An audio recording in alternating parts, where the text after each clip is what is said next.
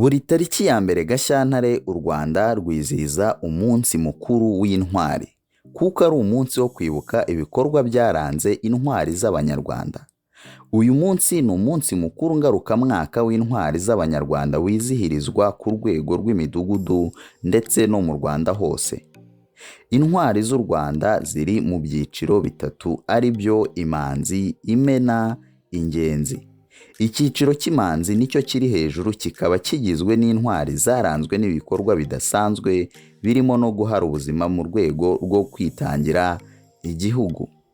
Gusa niba utarakanda subscribe kuri iyi YouTube channel yacu, aka niko kanya keza ko kugira ngo ukande subscribe ndetse wibuke no gukanda kuri notification bell kugira ngo n'andi makuru yose cyangwa se ibindi byegeranyo tuzajya tubagezaho ujye uhita ubimenyeshwa ako kanya.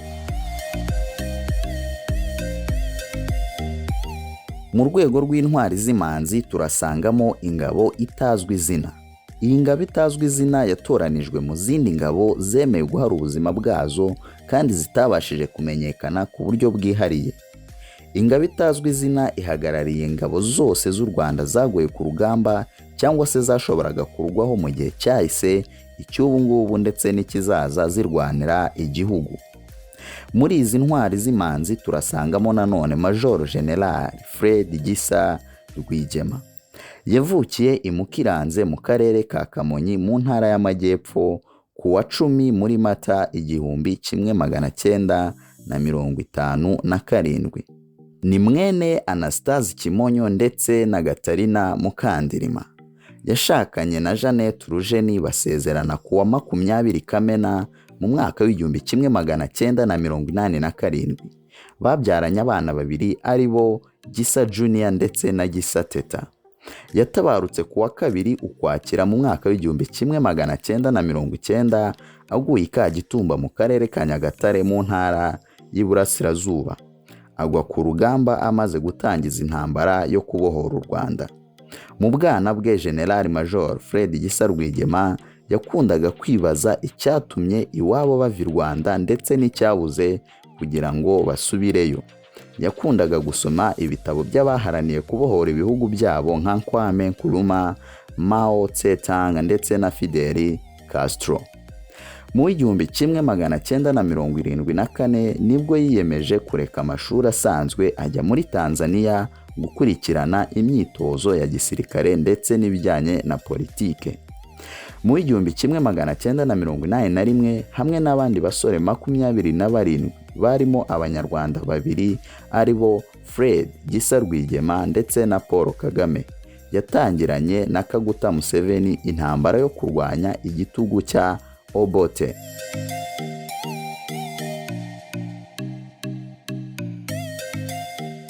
Kuva mu mwaka w'1985 Fred Gisa Rwigema yakomeje kuba umwe mu bayobozi bakuru ba NRA, ishami rya gisirikare rya RNM. Niho yaboneye umwanya wo gukomeza gutoza intambara Abanyarwanda.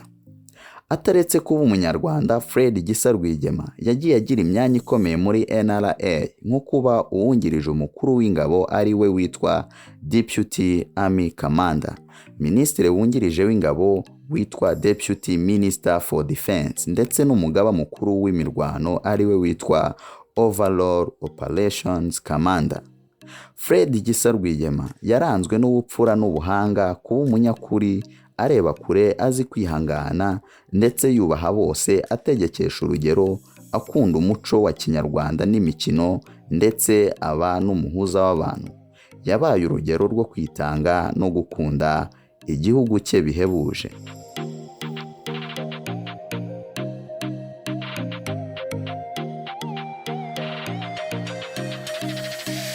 Mu rwego rw'imena turasangamo intwari zirimo Umwami Mutara wa gatatu, Rudahigwa Charles, Léon, Pierre. Yavukiye i Nyanza mu karere ka Nyanza mu ntara y'Amajyepfo muri Werurwe mu mwaka w'1911. Ni umwana w'Umwami Yuhi wa kane Musinga na Nyiramavugo Kankazi Ladegonde.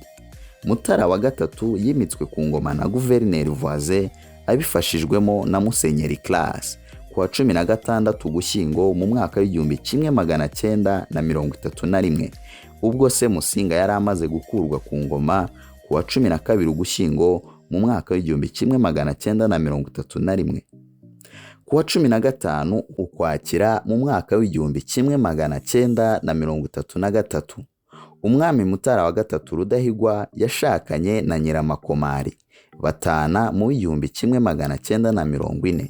Nyuma ku wa 18 Mutarama 1942 arongera ashakana na Rosalia Gicanda, gusa abo bose ntabwo yabyaranye nabo. Hagati y'1950 ndetse n'1959, aho yatangiye aguye i Bujumbura mu buryo butunguranye ku wa 25 Nyakanga, Umwami Mutara wa gatatu Rudahigwa yaharaniye guteza imbere imibereho y'Abanyarwanda ndetse n'ubwigenge bw'u Rwanda. Rudahigwa yaranzwe no kurwanya akarengane mu butabera, abigaragariza mu rukiko rw'umwami no mu mirimo ya buri munsi, aho yirirwaga arenganura abaturage cyane cyane abato.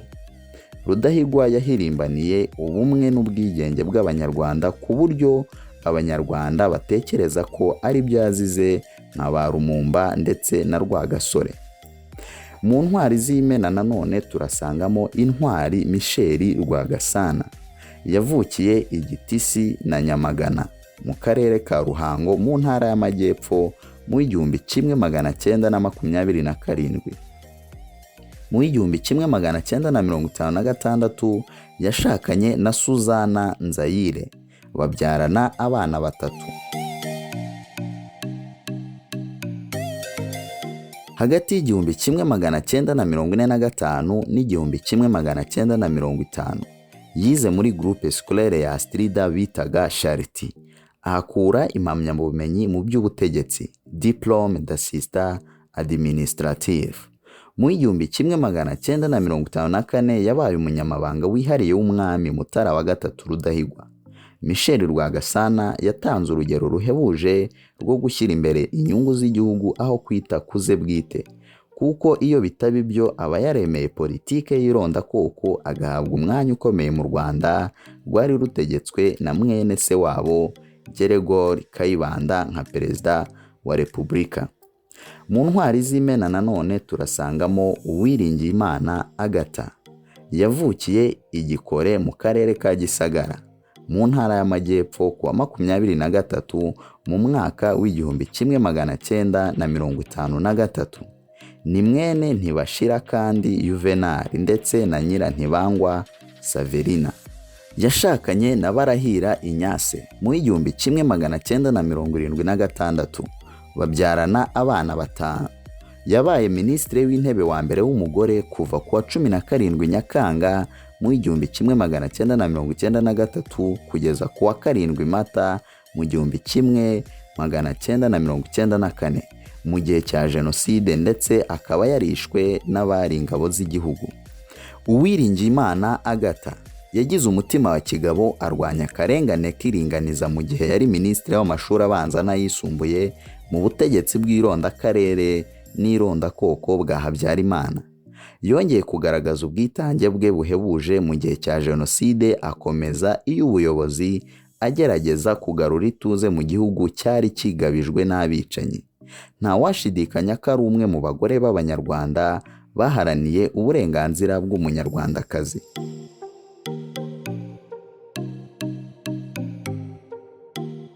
Muri izi ntwari z'Imena nanone turasangamo intwari Félicité Niyitegeka, yavukiye Ivumbi mu karere ka Huye mu ntara y'Amajyepfo mu 1934. Ni mwene Sekabwa Simone ndetse na Nyirampabuka Angelina. Yishwe ku wa 21 Mata mu 1994 mu gihe cya Jenoside kubera ko yanze kwitandukanya n'abo yari yahaye ubuhungiro hamwe na bagenzi be bari bari muri Centre Saint Pierre ku Gisenyi. Musaza we Colonel Nzungize yari yamutumyeho ngo asezerere izo mpunzi maze ave muri icyo kigo agisigemo banyagupfa. Nibyo yanze mu ibaruwa yuzuye urukundo n'ubutwari yandikiye uwo musaza we. Kuba intangarugero yari yarabigize umuco, nicyo cyamufashije mu kwemera kwitangira abari bamugannye, ahitamo kwicwa aho kugwa mu ngengabitekerezo y'ivanguramoko. Nanone mu rwego rw'intwari z'imena turasangamo abanyeshuri b'Inyange.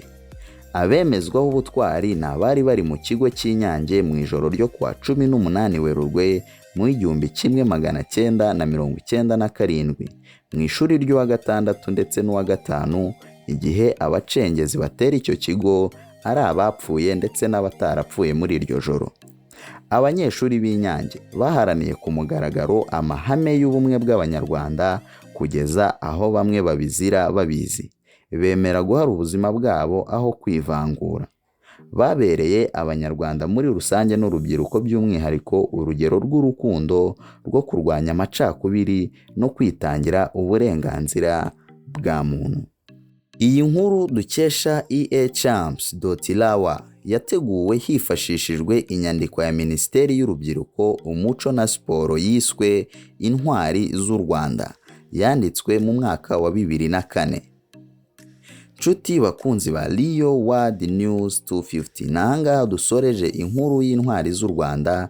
Gusa niba utarakanda subscribe kuri YouTube channel yacu, aka niko kanya ko kugira ngo ubikore, kugira ngo n'andi makuru yose tuzajya tubagezaho ujye uhita ubimenyeshwa ako kanya.